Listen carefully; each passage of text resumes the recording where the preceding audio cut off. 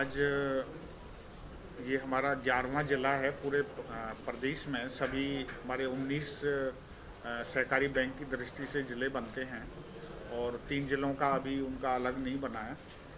ये हमारा 11वां ज़िला है और इसमें पैक्स सशक्तिकरण से किसान की समृद्धि ये कार्यक्रम था।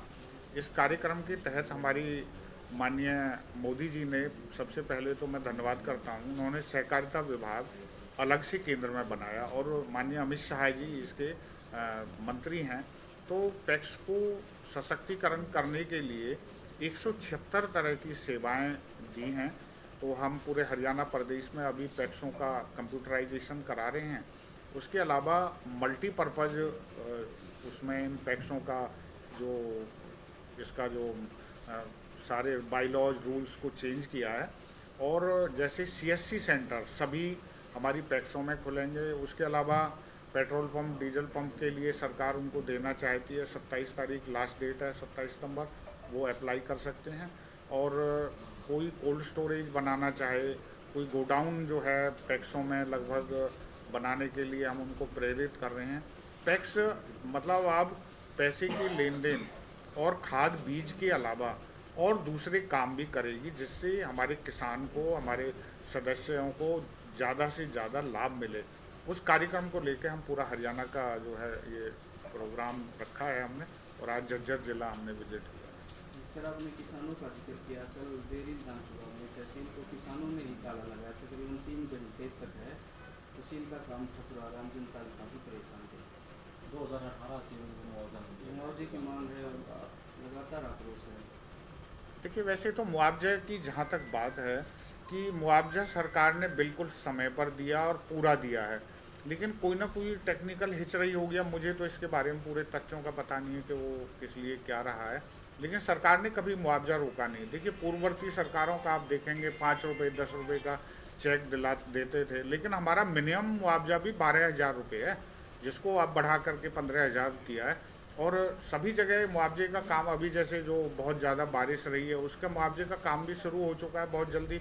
और अब तो सरकार ने जो डिजिटलाइजेशन किया है, हमारे किसान का पूरा खाता उसका हमारे पास है, पैसा डायरेक्ट उनको ट्रांसफ़र होता है। अब आप जो बेरी का जो उदाहरण बता रहे हैं, कोई ना कोई उसकी टेक्निकल रीजंस रहे होंगे। सर, किसानों ने ये भी कहा कि पटवारी हैं, बगैर प्रिंट पे चाहे रिपोर्ट तैयार कर देते हैं कुछ आदमियों के कहने पर।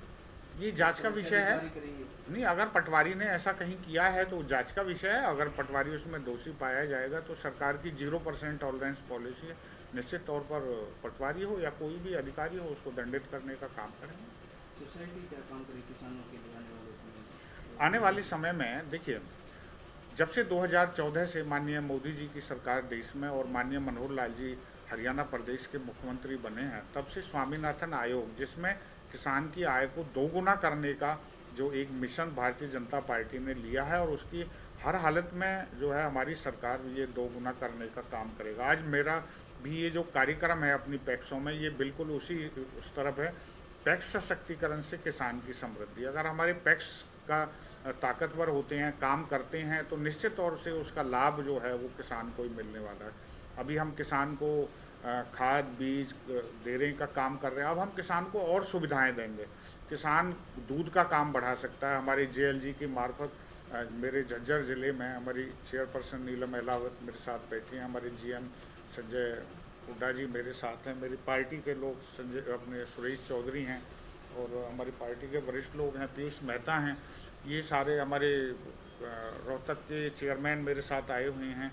ये हम सब लोग इसी बात के लिए लगे हुए हैं कि ज़्यादा से ज़्यादा जो है हमारी पैक्स काम करें, और अगर पैक्स काम करेंगी तो किसान समृद्ध होगा। दूध का काम।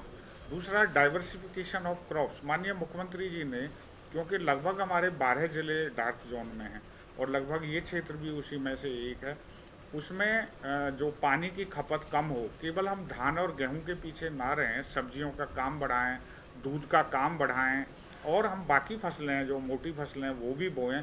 तो निश्चित तौर मछलियों का काम है। हमारा झज्जर का क्षेत्र तो मछलियों के विषय में माननीय ओम प्रकाश धनखड़ जी जब कृषि मंत्री थे, उन्होंने विशेष योजना बनाई थी, उस पर सरकार काम कर रही है कि जहाँ पानी भरा रहता है उसको किसी तरह मछलियों के तालाबों में कन्वर्ट कर दिया जाए और उसका लाभ किसान को मिल सके, क्योंकि वहाँ एक ही फसल होती है।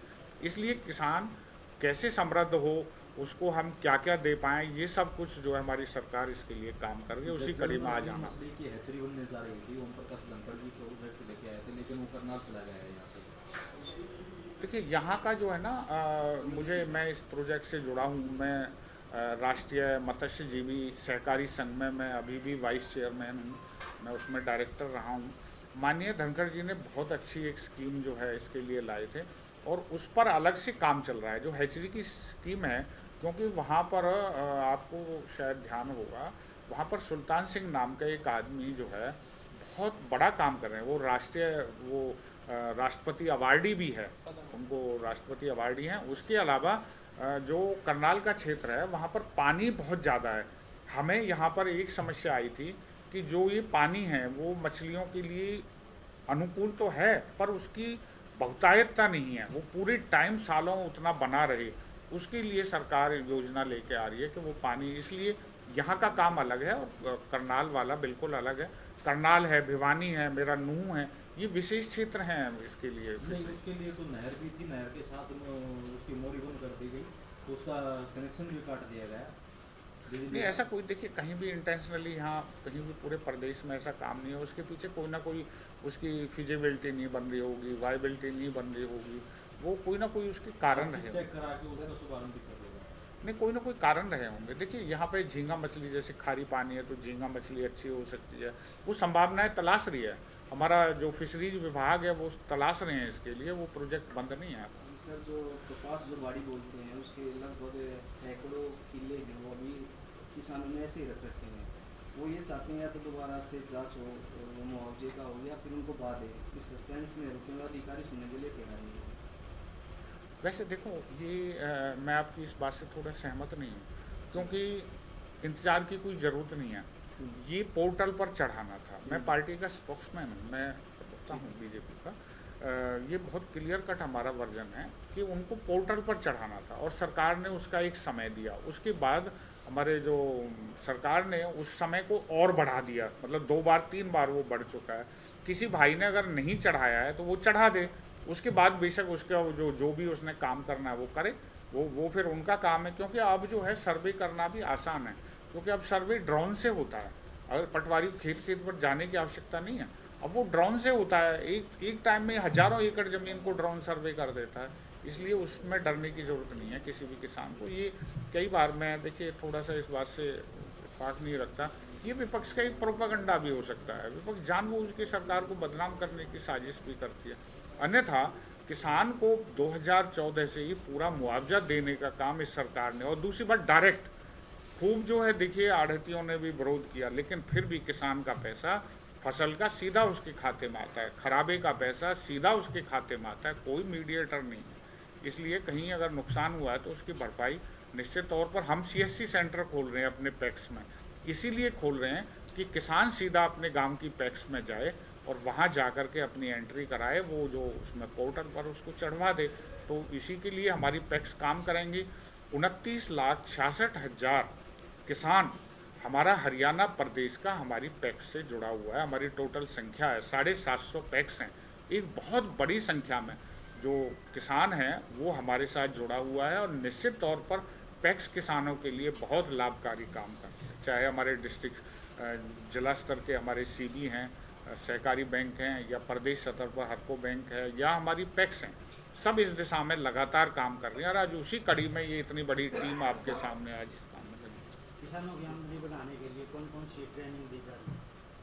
ट्रेनिंग देखिए हमारी हरको फेड है, कोऑपरेटिव की संस्था है, वो लगातार किसानों को अलग अलग क्षेत्रों पर, चाहे जैसे भाई किसान अपने दूध के ऊपर उनका अलग सेमिनार चलता है, फिशरीज पर अलग चलता है, कोऑपरेटिव कैसे बनाएंगे उस पर अलग चलता है, अलग अलग क्षेत्रों में हम दे रहे हैं।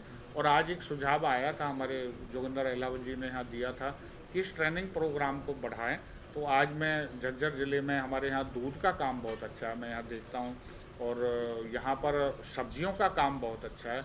हम अपने किसान को इस तरफ बढ़ाएंगे तो उसके लिए ट्रेनिंग प्रोग्राम भी अपने कर्मचारियों को भी हम देंगे, और उसके अलावा हम अपने जो किसान हैं उनको भी प्रशिक्षित करने का काम करेंगे।